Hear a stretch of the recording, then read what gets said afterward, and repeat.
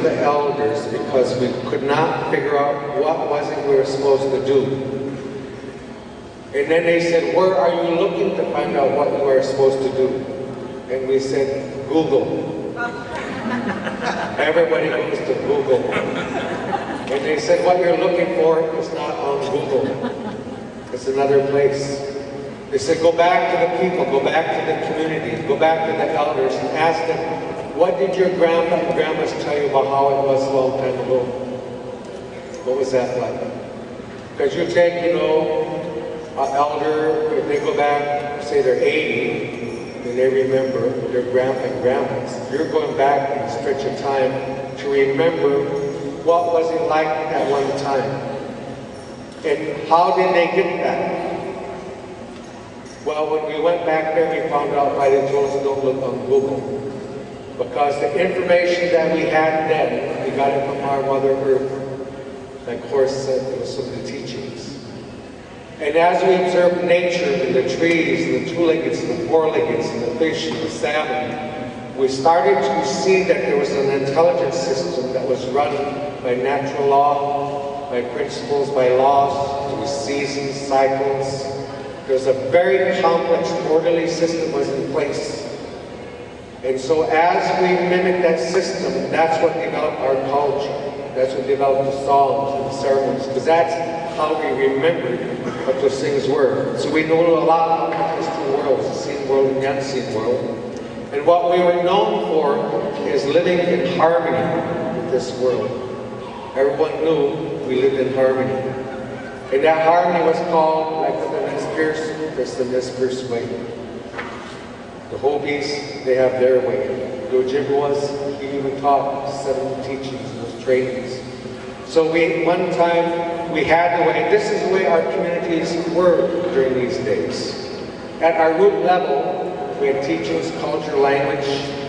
Then we taught our young boys how to become men.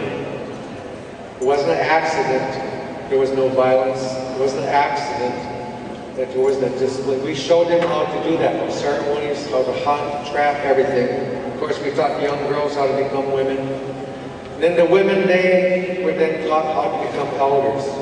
And then the elder were developed by the men. Then the elders had a job. And their job was to be available to everyone else.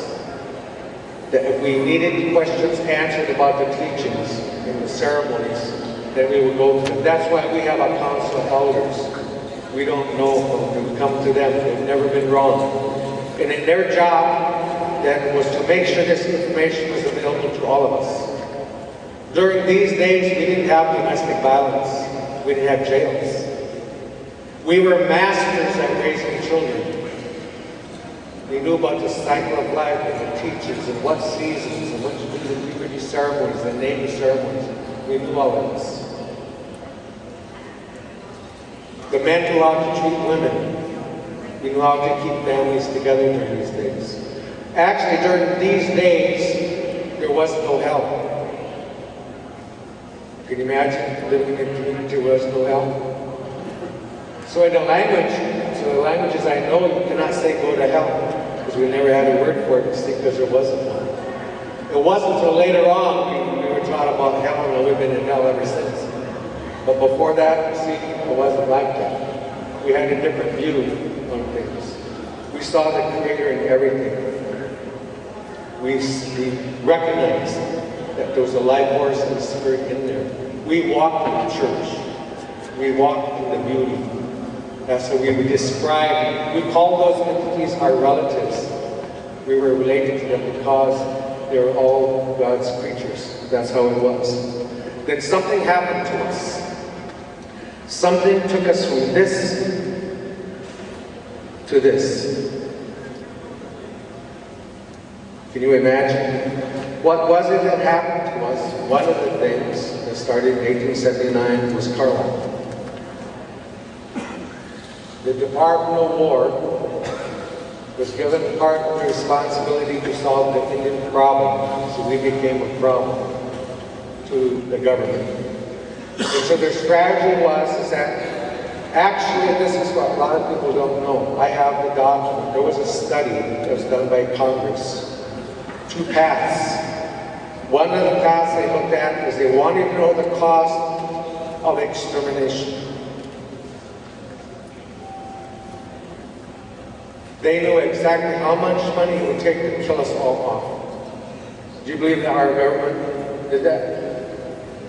I got stunned. I was scared when I read it. I thought, man, what if they just spent the money?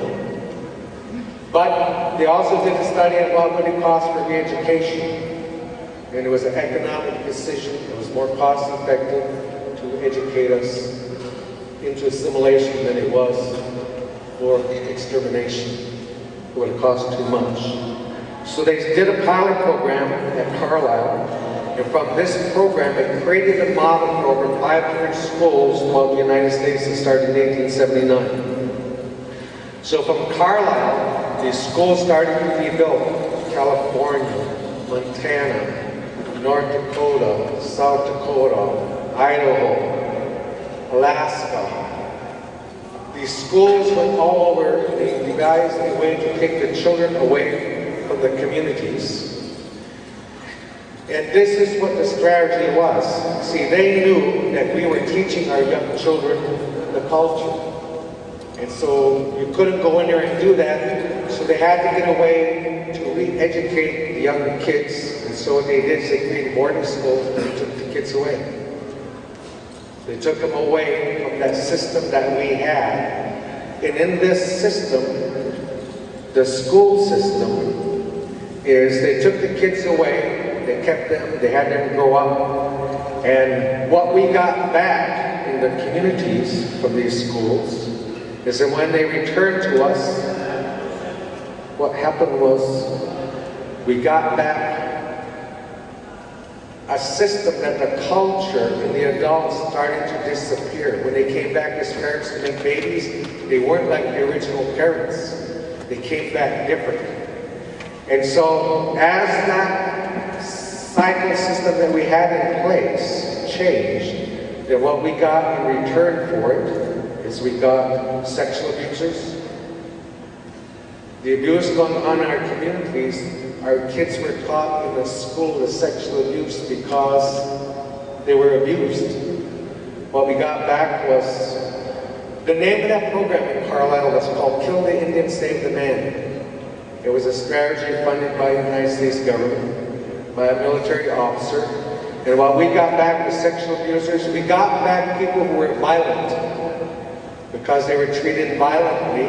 And when they came back home, then that's how they did their relationships with their women, with their children, you see, with others.